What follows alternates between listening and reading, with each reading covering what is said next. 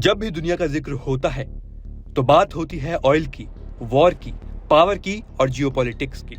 ये चार शब्द अपने आप जहन में आ जाते हैं क्योंकि कहीं ना कहीं इंटरनेशनल पॉलिटिक्स में इन्हीं के बीच राजनीति घूमती है। लेकिन आज सवाल ये है कि तुर्की, मिस्र या सऊदी अरब देशों में सबसे पावरफुल सेना आखिर किसके पास है?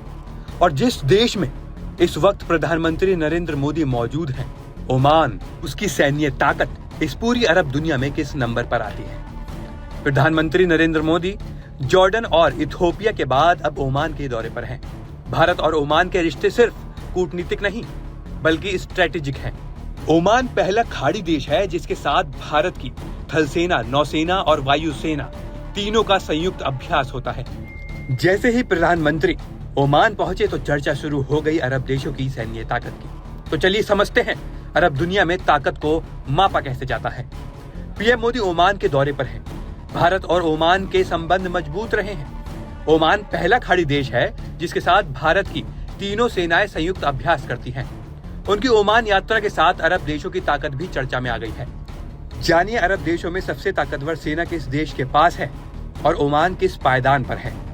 अरब दुनिया हमेशा से भू राजनीतिक तनावों, तेल संपदा और सामरिक महत्व के कारण चर्चा में रही है।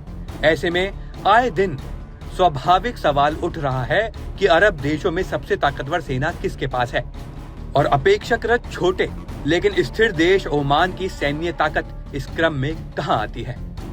PM Narendra Modi Jordan, Ethiopia के बाद अब ओमान पहुंचे हैं।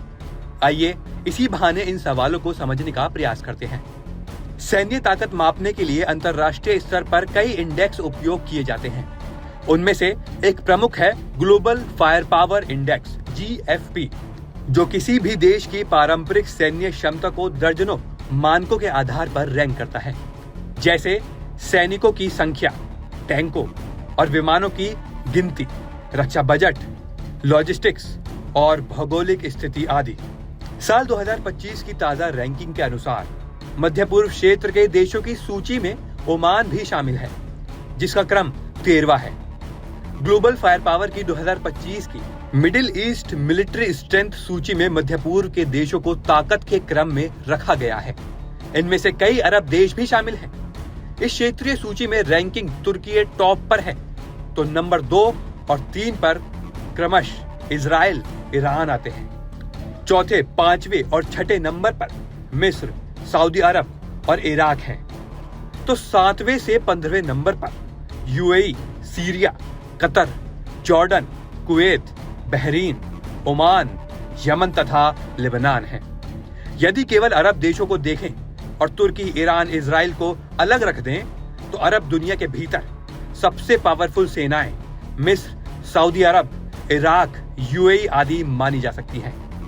ग्लोबल फायर पावर की वैश्विक सूची में मिस्र को दुनिया की शीर्ष 20 सेनाओं में गिना गया है और ये मध्य पूर्व की क्षेत्रीय सूची में भी ऊंचे स्थान पर आता है।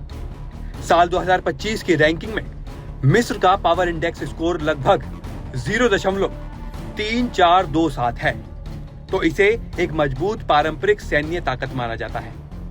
मिस्र की ताकत के मुख्य बिंदु इस प्रकार हैं: बड़ी स्थायी सेना और रिजर्व फोर्स, टैंकों, बख्तरबंद वाहनों और तोपखाने की बहुत बड़ी संख्या, स्वेज नहर जैसी सामरिक जलमार्ग पर नियंत्रण, रूस, अमेरिका और फ्रांस जैसे देशों से विविध स्रोतों से हथियार खरीदा।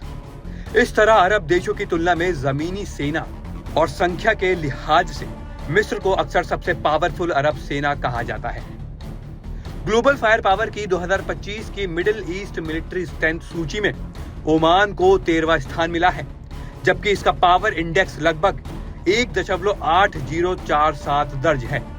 मध्य पूर्व की 15 देशों में ओमान से ऊपर मिस्र, सऊदी अरब, Iraq, UAE, Syria, Qatar, Jordan, Kuwait, Bahrain आदि देश हैं, तो नीचे केवल यमन एवं लेबनान है। यानी क्षेत्रीय स्तर पर ओमान निचले पायदान में आता है, लेकिन इसका यह मतलब नहीं कि ओमान की सेना कमजोर या महत्वहीन है। ओमान एक अपेक्षाकृत छोटा लेकिन स्थिर और कूटनीतिक रूप से संतुलित देश है। इसकी सैन्य ताकत की कुछ प्रमुख विशेषताएं हैं। जनसंख्या कम होने की वजह से सेना का असर सीमित है, लेकिन सैनिकों का परीक्षण उच्च गुणवत्ता का होता है। ब्रिटेन के साथ ऐतिहासिक सैन्य सहयोग के चलते ओमानी अफसरों को अंतर्राष्ट्रीय स्तर का परीक्षण मिलता रहा है। ओमान क्षेत्रीय विवादों में अपेक्षाकृत न्यूट्रल भूमिका निभाता है। ईरान, सऊदी अरब और पश्चिमी देशों से संतुलित संबंध रखकर ये अपने लिए सुरक्षा का कूटनीतिक कवच बनाता है। ओमान का भूगोल विशेषकर स्ट्रेट ऑफ होर्मुज के पास होने से इसकी सामरिक रूप से बहुत अहम बनाती है। कई अंतर्राष्ट्रीय समुद्री मार्ग ओमानी क्षेत्र के आसपास से गुजरते हैं, जिससे इसकी भूमिका समुद्री सुरक्षा में बढ़ जाती है। ओमान का रक्षा बजट सऊदी अरब या यूएई जैसे बड़े नहीं है, लेकिन ये सीमित संसाधनों से संतुलित वायु, थल और नौसेना क्षमता बनाए रखता है। आइए अब जानते हैं कि किसे सबसे पावरफुल अरब सेना कहना उचित है। ये प्रश्न केवल नंबर से नहीं बल्कि मानकों से जुड़ा है। कुछ मुख्य बिंदु इस प्रकार हैं। पारंपरिक संख्या और जमीनी ताकत में मिस्र साफ तौर पर आगे दिखता है। बड़ी स्थायी सेना, रिजर्व और भारी साजो सामान के बल पर यह अरब दुनिया की क्लासिक मिलिट्री पावर है। रक्षा बजट और हाईटेक आधुनिक सेना के मसले में सऊदी अरब और यूएई ज्यादा मजबूत हैं। आधुनिक jet, drone, missile defence, naval assets और पश्चिमी देशों की घनिष्ठ रक्षा सहयोग इनको तकनीकी रूप से उचित बनाता है। युद्ध अनुभव के मामले में यमन, लीबिया और सीरिया जैसे संघर्षों में सऊदी अरब, यूएई, कतर और मिस्र की अलग अलग भूमिकाएं रही हैं, जिससे ऑपरेशनल कैपेबिलिटी को परखा गया। इसलिए एक संतुलित निष्कर्ष यह हो सकता है कि मिस्र संख्या और पारंपरिक सैन्य क्षमता के लिहाज से सबसे मजबूत अरब सेना है। सऊदी अरब उच्च तकनीक, रक्षा बजट और आधुनिक साजो सामान के लहज से सबसे आगे अरब शक्ति है। भले ही ग्लोबल फायर पावर की रैंकिंग में ओमान 13वें स्थान पर हो, लेकिन व्यवहारिक दृष्टि से वह अपने आकार, आबादी और संसाधनों के हिसाब से काफी संतुलित और सक्षम सेना रखता है।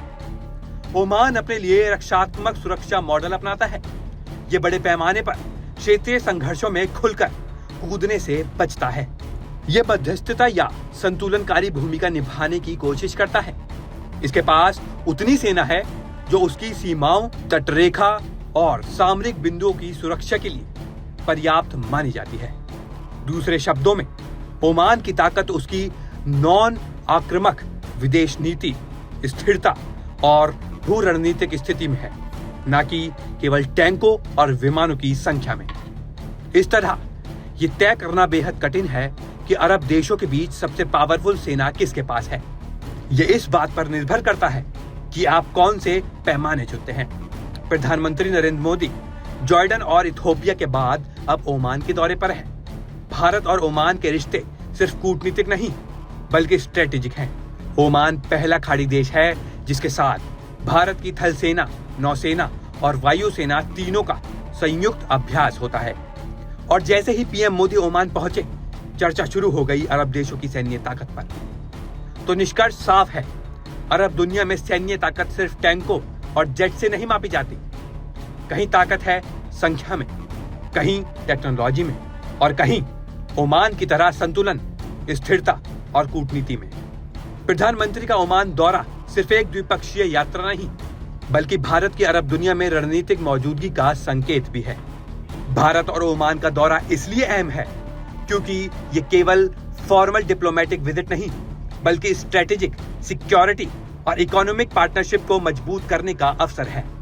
ओमान खाड़ी क्षेत्र को ऐसा देश है जो लंबे समय से भारत का भरोसेमंद मित्र रहा और दोनों देशों के रिश्ते सदियों पुराने समुद्री और व्यापारिक संपर्कों पर आधारित हैं। आज के भू राजनीतिक हालात में ओमान की अहमियत इसलिए भी बढ़ी जाती है क्योंकि यह स्ट्रेट ऑफ हॉर्मुज के पास स्थित है, जहां से दुनिया का बड़ा तेल और गैस व्यापार गुजरता है। इस क्षेत्र में स्थिरता भारत की ऊर्जा सुरक्षा के लिए बेहद जरूरी है और ओमान इसमें अहम भूमिका निभाता है।